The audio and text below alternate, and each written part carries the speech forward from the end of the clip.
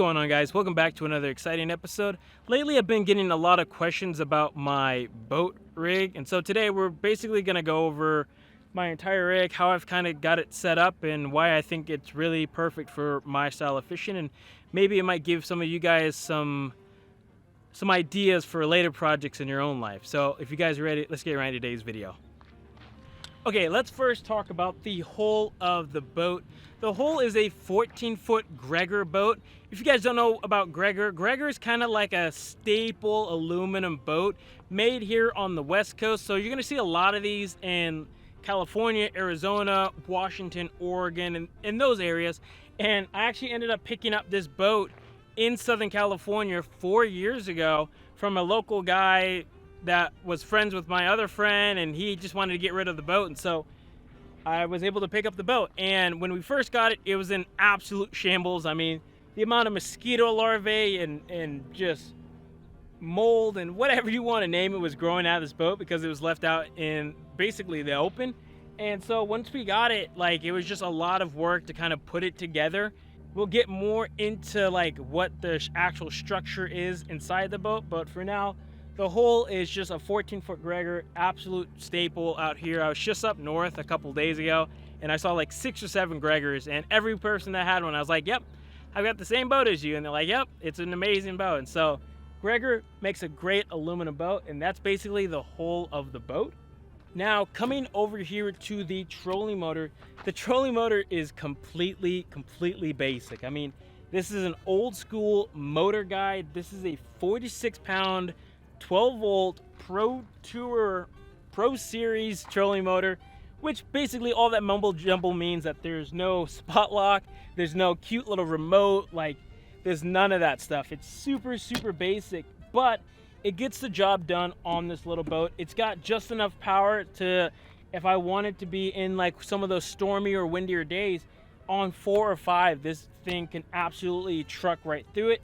It is a short shaft version, so sometimes like when the bow comes up overweight, the head of the trolling motor will come out. But in situations where I wanted to like kind of creep up in like super shallow water, I can absolutely do that with this shorter shaft. I think it's like 36 inches or something like that, so it's really short, but it works for my style of fishing really well. The only problem that I've ever really had with motor guys is on the actual foot pedal, there's a little button underneath the main button. Sometimes that kind of like goes out or burns out, but it's like a quick little $12 fix. It's like a couple screws and it's basically back together.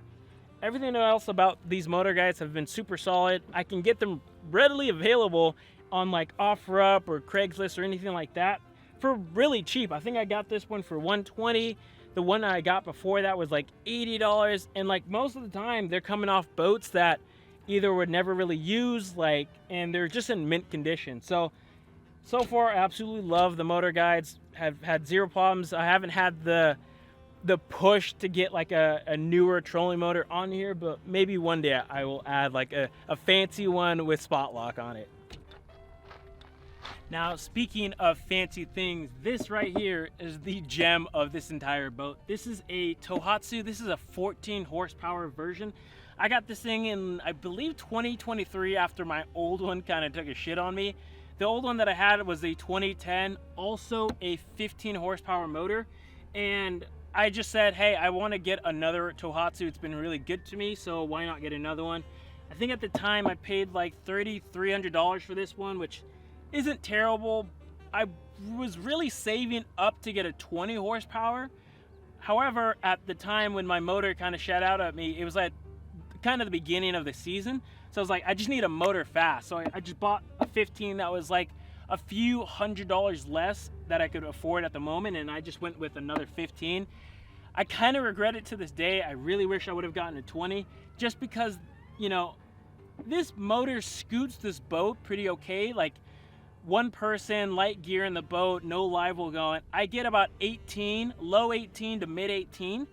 But with my old 15 horsepower from 2010, I was getting like 20, 21. Like, I don't know what happened, but it's kind of like sad that I lost horsepower, even though it's supposed to be better and faster and lighter and all these things. But kind of sad, but I might get one of like those carburetor things to where you can like change it to where the RPMs will go higher and it'll basically turn the 15 into a 20.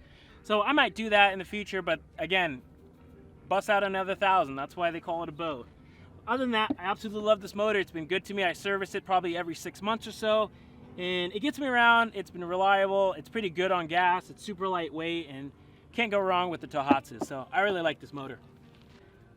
So one thing I get a lot of questions about is how do I run my GoPros? And this is basically how I kind of have mine set up right now. There's this pole here that used to be like a normal GoPro stick, but it kind of broke off one night. And so then I had to get one of these like cheap little GoPro clamp things that just open and close so I can easily like just pop it off like this to store it or just clip it on there.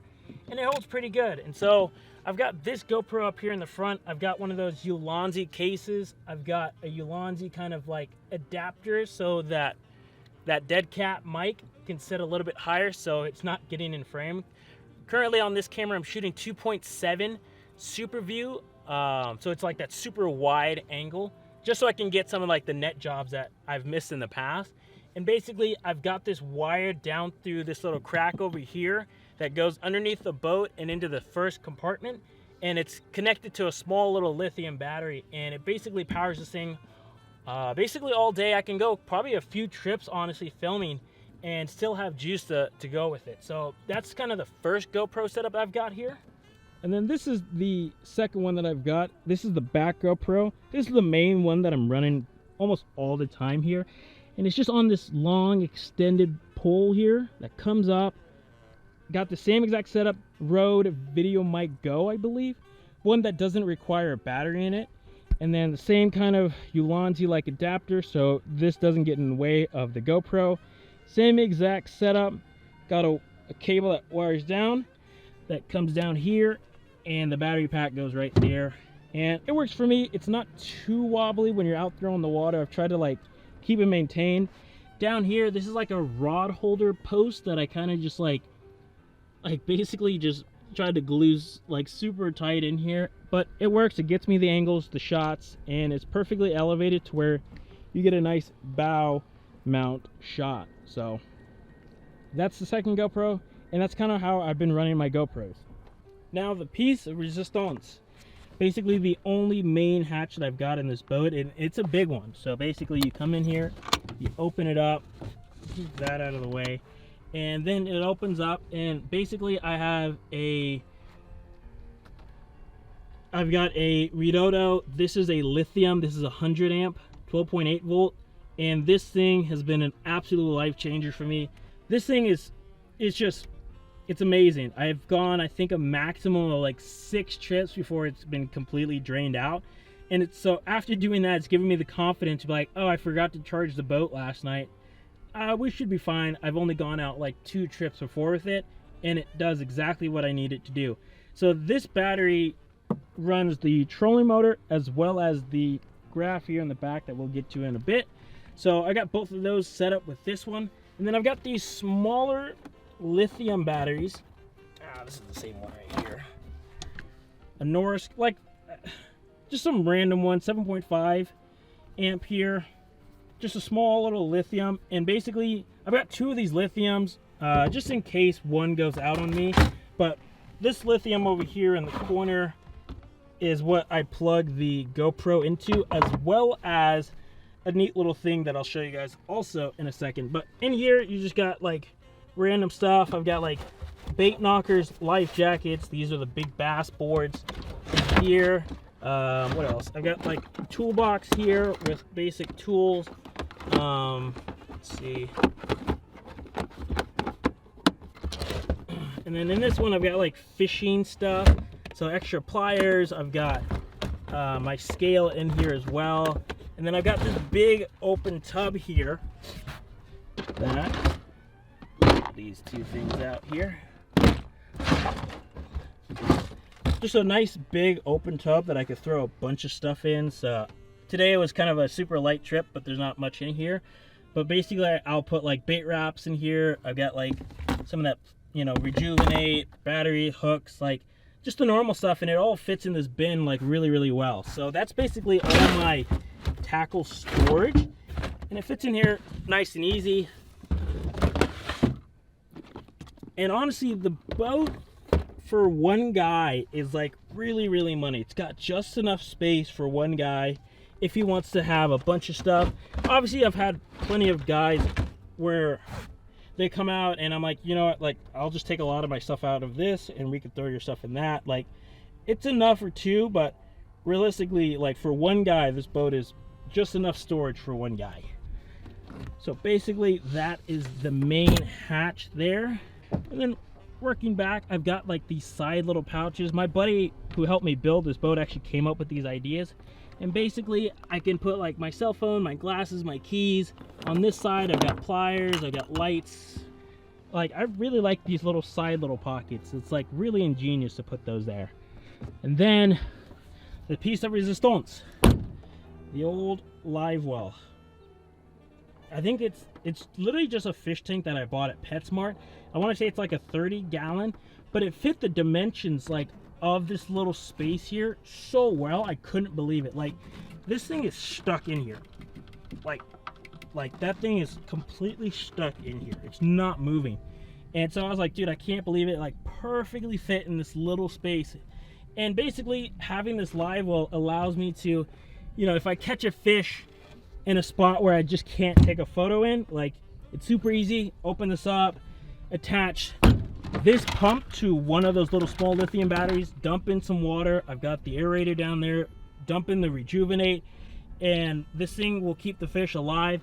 I obviously only Livewell fish during the winter time when they're like super healthy and they don't die from heat and stuff like that. But Livewell has worked really well. Put a lot of giant fish in that Livewell, fortunately, and I've had none of them die on me. So I should probably knock on wood about that, but works really well for my setup. I really want to try and get it to where I can just like flip a switch instead of having to dig out the bilge and then put it in the water. Like, it takes like 10 minutes or so to get it all set up, where I wish I could just kind of flip a switch and then have it just fill up and run itself, so I can kind of keep fishing, because some of the times those bite windows are really short and you don't want to miss out on them.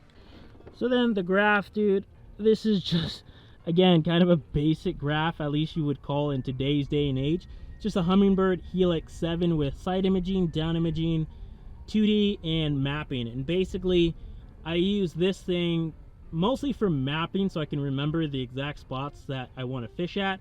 Obviously, the side scan, I think side scan is still an amazing tool for finding structure and cover.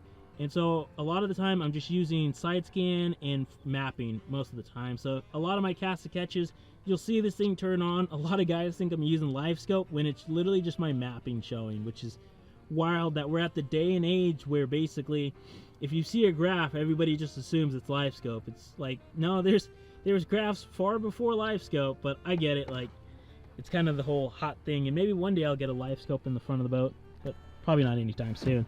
And then you got these two back seat compartments here that just flip open. Oh my god, that flip open like this. And I've just got random storage in both of these. That's where we saw that battery pack for the back GoPro. And so I got both of those right here. You can stand on these, no problem. Like, no problem. So if anybody wanted to like stand back here and fish, no problem. But I find that the deck is big enough and wide enough to where I can easily have two guys up here on the front of the boat fishing. It's a pretty wide V-hole style boat, this Gregor is. And that's what I really liked about this boat when I first got it, is that it was wide, it was stable, and I could fish two guys, especially how we built the deck. Having this be an extended part, like right above the Livewell, it works really well. So I've had zero problems when I have got two guys in the boat. Both guys can be up in the front of the deck and fishing. Then splurged out a little. Got the baddest seats in town. I just got these from Bass Pro, but before that, I was just sitting on this wood. And then one day I was like, dude, I just need to get some seats. These seats are not bolted down, so I can just easily remove them or take them out. And sometimes I have two of them if I've got another person in the boat. But for the most part, it's just me, so I'm able to kind of take out that seat. This is basically where the net will go. The net is normally like that when I'm fishing. I've got the seat there, and it works really, really well. So the seat is an absolute game changer, especially when you're doing some of those long drives like we did out on Lake Pleasant today. It's super, super comfortable. Then it kind of brings us to the back of the boat. This is like a wood platform. You can also just stand back here too, like no problem. It doesn't cave in or anything like that. So I've had 3 guys in this boat before one time, and one guy was standing here and 2 guys were up there in the front, like, and we were able to actually catch a fish. That was the day with me, Grant Langmore, and Phoenix Pickner, and Grant caught a nice one for my boat. 3 guys in this thing was a bit much, but it wasn't the first time that's happened. I've had a couple other buddies come out, and having 3 guys in this boat is a lot, but it's done it in the past, and I've gotten away with it. So that's my Jon boat to bass boat build. It's been an absolutely fantastic boat for me. I've caught a lot of giant fish out of this. Some of my buddies have caught a lot of fish out of this boat even. Like, it's been an absolute staple for me. A lot of mojo. My last Jon boat that I had was a 12-foot flat bottom boat. And my God, when I look back at some of those videos and photos, I think to myself, like, dude, I cannot believe I had people out on that death trap of a boat. Like, it got the job done, but man, was that boat so sketchy, so like all over the place. There was a giant leak in the boat. Like, it was super rough because obviously when you're in a flat bottom, it's just going like this. With that V-hole, it definitely just cuts through some of those waves so much smoother. And this boat has been 1,000 times smoother, a lot less wet overall, but still a 14-foot Jon boat. I still get wet from time to time, especially when I come out on days when it's like blowing 20 on this lake. And man, when it's blowing 20, it is not nice. But this thing has gotten me through the calmest days, some of the gnarliest days, and it's gotten me back home every single time, and I've had zero problems with it. There is a small little leak, but it's not life-threatening or anything like what my old Jon boat used to be. So the frame of the frame inside, how it's kind of built out, is a lot of metal, and I'll show you guys photos right now to where it's like a metal framing instead of like it being all wood, which makes it a lot lighter than some of the other boats that I've seen or that I've even personally owned before. When it's all wood, it just weighs it down. The way that my buddy's dad helped us like basically weld and frame the metal, it's been super solid. It doesn't cave in anywhere. Like, it's really nice. And then on that top layer where the carpet is, that's like a small little thin piece of plywood that's lasted. It hasn't broken through anywhere. There's no holes or anything. And so there is some wood that helps like keep some of the structural integrity of the boat good. But overall, I say it's a really light boat. The metal framing on the inside helped a tremendous amount in keeping the boat really light. And this boat is really light at the end of the day. So that's why that 46-pound thrust trolling motor moves this thing well.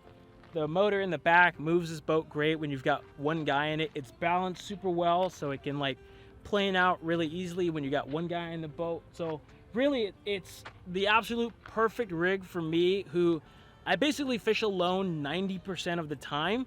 And that 90% of the time is just having a lot of fun fishing out of this rig. It's just, I absolutely love this. I'm gonna be sad when I give it over to Phoenix when I move to Japan, but maybe one day I'll ship it to Japan and try and catch a biwa bass out of it. But other than that, thank you guys so much for watching the video. If you guys have any questions about the boat itself, the boat build, just leave a comment down below and I'll happily answer some questions.